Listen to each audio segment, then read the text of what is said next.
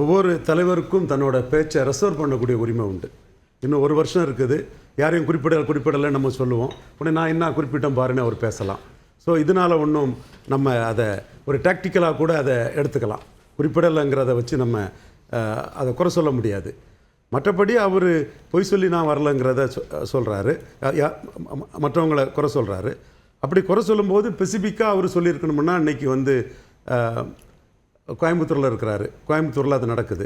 Smart சிட்டியில் ஊழல் பண்ண வேலுமணி அவரை கைது பண்ணுவோன்னு ஸ்டாலின் சொன்னார், ஏன் கைது பண்ணலன்னு கேட்டிருக்கலாம்.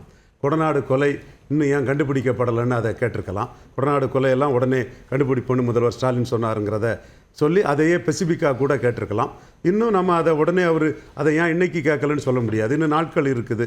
கால சூழ்நிலை அவருக்கு வீகத்துக்கு தக்கன அவர் அதை நாளைக்கு கேட்கலான்னு தான் நாம் அதை முடிவெடுக்கணும். இது அவர் இன்றைக்கி பேசின பேச்சில் அவர் ஒரு முதலமைச்சர் வேட்பாளராட்டு நிற்பாருங்கிற ஒரு தன்மையை தான் இன்றைக்கி கொடுக்குது. இதே அளவுக்கு பல தன்மைகள் சொன்னாலும் கூட அவர் படத்தில் இலவசங்களுக்கு எதிராக இருக்கக்கூடியவர் தன்னுடைய அரசியல் நிலைப்பாட்டில் இலவசங்களை ஆதரிக்கிறாரு. அது இலவசங்களை ஆதரிக்கக்கூடிய நிலைப்பாடுங்கிறது இலவசங்களை ஆதரிக்கக்கூடிய ஒரு கட்சியோட கூட்டணியாங்கிற ஒரு சந்தேகத்தையும், கூட்டணி முயற்சியாங்கிற ஒரு சந்தேகத்தையும் அவர் மேலே எழுப்பிக்கிட்டு தான் இருந்தது. இன்றைக்கும் அந்த சந்தேகத்தை அவர் நிவர்த்தி பண்ணக்கூடிய அளவுக்கு அவர் பேசலை.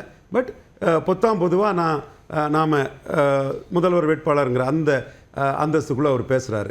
இன்னும் அவர் வரும் நாட்களில் அரசியல் சூழ்நிலைக்கு ஏற்ப தன்னோட முடிவை தெளிவாக அறிவிப்பாருன்னு நான் கருதுகிறேன்.